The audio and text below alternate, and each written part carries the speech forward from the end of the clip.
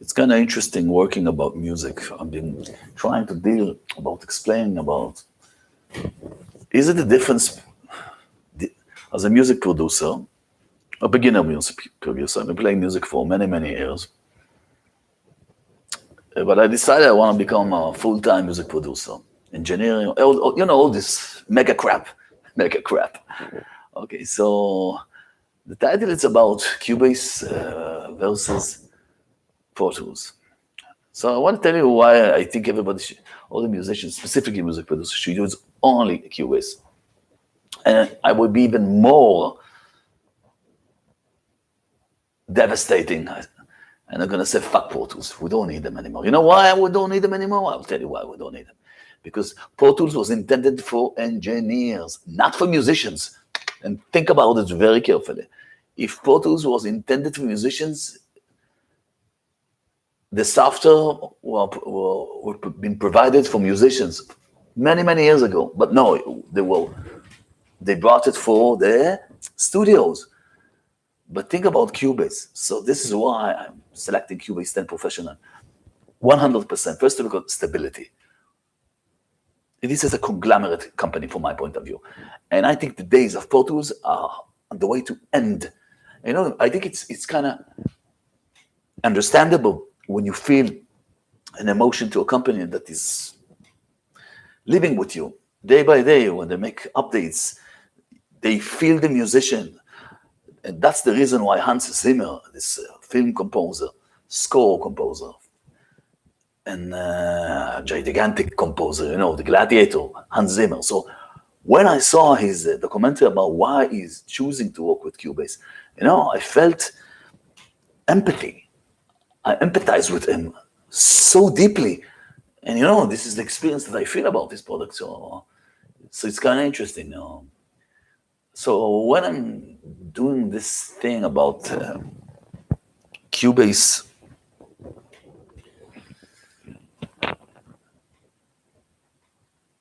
Cubase 10 Professional versus Pro Tools, if someone is in love with his own baby, so he's always gonna think, I'm already, my mind is set about that. But you know what they say? A good teacher learns not just from the books he loves, from different books. So in the beginning, when I thought what kind of product I'm gonna use, and if I'm gonna go to use Pro Tools, I asked myself, why? Why? Because it's inside the studios? Because, it shows that you're high level? No, guys. Today, the exports of file,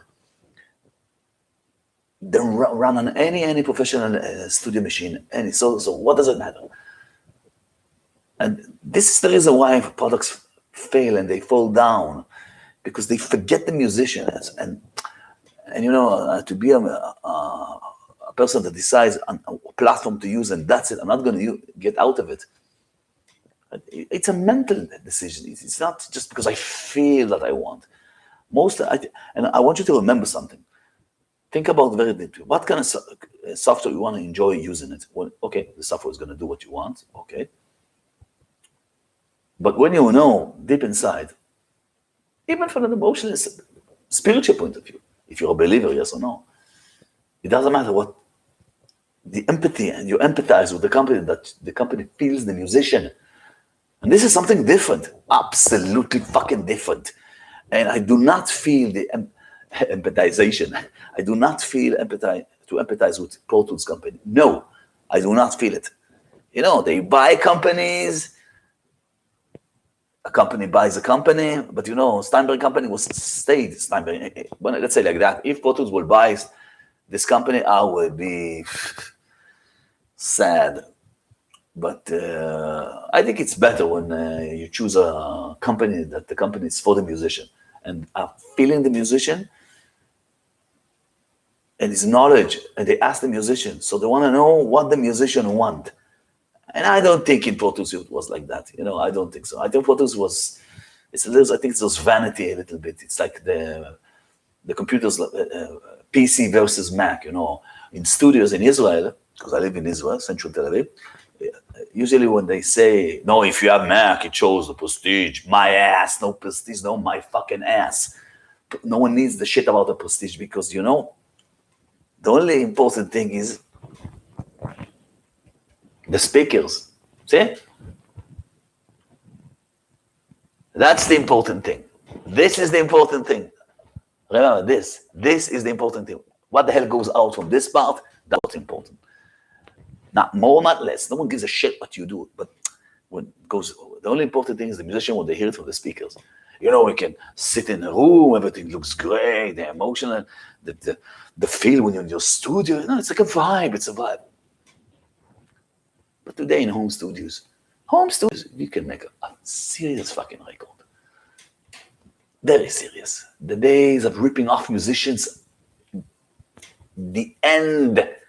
We're living in a different planet.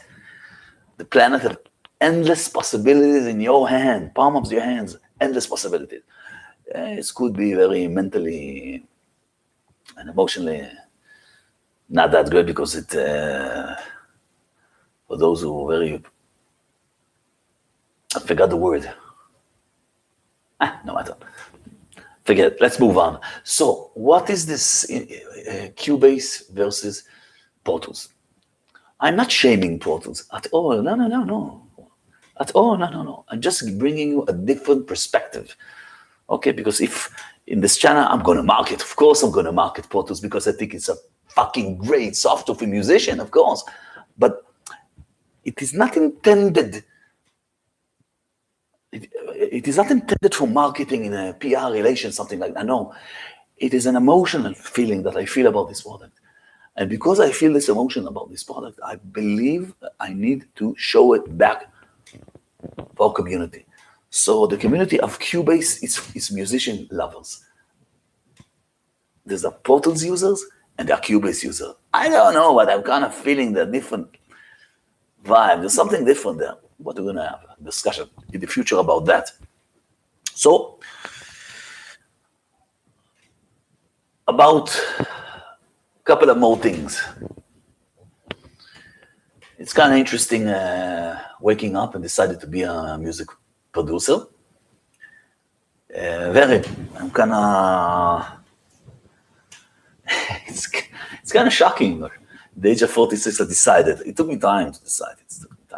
You know, to enjoy the love of music. You know, I'm kind of lucky because there's a lot of music producers that they love hearing music and they listen to so many records, you know, for perspective. But no, I didn't listen to too much. Most of the music, you know, serious metal, thrash, death metal, speed metal, Led Zeppelin records, and classical, Bach, Beethoven, Bela Bartok, Schoenberg, Rachmaninoff, jazz, fusion. So I was not bombarding my mind for about 24 hours music. So I'm kind of clean in the mind. My mind is ready for getting new materials. I think it's kind of interesting. They say you must love music so much. Maybe you love music, yeah, but maybe you just want to help people.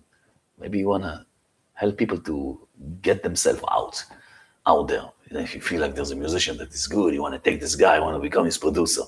So there's different levels of producer. So I tell you where I'm going, what I want to do. I want to become a serious producer. You know, like, let's say I take a band and I make the band succeed. Okay?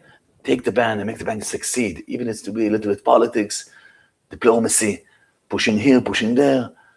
You know, not just the aspect of recording, but producing all around to be there. It's kind of interesting, you know, when you feel it. It's kind of interesting. It's like you take all your skills, all your things, all your experiences, all your things, then you bind them together, and then you give it to those people that they lack it, that they don't have it, and they want someone to believe in them. So it's very important. If you want to become a producer, you need to believe 100% that you have something to bring. Yes, so this is something that I wanted to share with you. So one of the very important part is deciding about the software that is going to stay with me. So once you decide, you decide. You don't need any time to move. So I decided Cubase Pro Professional, Cubase Pro 10 Professional. And this is a stable with the dongle key and stable. You don't need to install the 10.5. No, you don't need, because I'm telling you guys, very stable, the 10. If you want to install a software, check the reviews. Always take one level down. Always, when you check a software, stability in music, it's very important. And you don't need 24 hours upgrading, because you need to understand, and this is from my perspective, because I kind of was a fuck up and I didn't understand it, so played with the software and things like that and fucked it up. So to wrap this information, I'm going to, like I promised, I'm becoming a music producer. So I'll tell you what's going on now. I have a musician, he's very young. His name is Ophir. He's a guitar player, and I'm going to record him. I want to make some couple of shots with him, seriously, to try to record his material, to get him. He's a guitar player, heavy metal guitar player. And I want to help him. I want to help him to make like a demo, you know. I don't believe in the word the demo. The demo was back then to make him something, okay, to create something for him that he's going to use. And then I'm going to transfer it for a couple of people out there in the world, serious world out there, and then to see maybe I'm going to help him to become a guitar player for a gigantic band or something, serious band, because I believe he can be even a guitar player for Megadeth, by the way. So you can understand where I'm going to. I'm going to take musicians to help them to succeed, okay? Because I didn't succeed in music, so I'll bring in something else. So it's kind of interesting, but I kind of like it. I like it. It's kind of interesting. You know, making to feel that you can help someone, to give him self-belief in himself. I think my charismatic, emotional behavior from my side, I think it's going to help. Yes, I'm not looking to become a guitar player, playing all around. No, it's not mine. I don't feel it. I always said I'm not even a guitar player, much more composer in my mind. So I enjoy let's say if I'm sitting down and reading each textual part about an update of the software, and I'm looking what they changed in the code, what was the fix of the bug. So it's not just about becoming a producer, it's to understand it deeply. Yeah, I kind of love it. It's my life. So that was a couple of words about, we were talking about, we moved a little bit, we shift about Cubase versus Cubase versus ProTools. So from my point of view, for wrapping this conversation, for each musicians that want to join and to record themselves, they don't need Cubase Pro. They can take the elements, install it, it's going to work for them. But if someone wants to become a software engineer, sound engineer, all those things, 1,000,000,000%. Go and buy. Always legal. Always never buy these cracks. Come on. Always. So fuck up programs. All this crack. Unlicensed programs. Don't use them. Cubase 10 Professional with the key. Licenser. Perfect. It stands.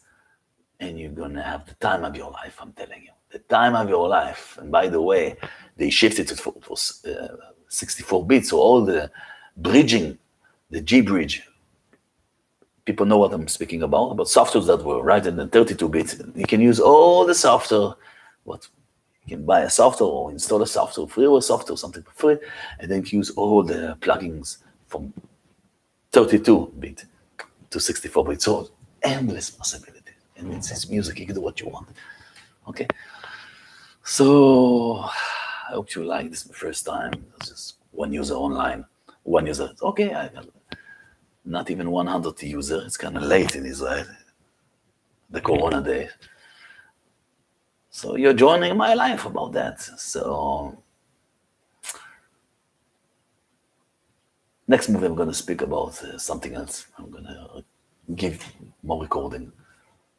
You know, what's to becoming a music producer? It's kind of interesting. Just to become one in the age of 46. Have a great weekend. Tomorrow it's Friday in Israel, the Corona. So let's get Coronazed, okay? God forbid. So until the next meeting. Bye.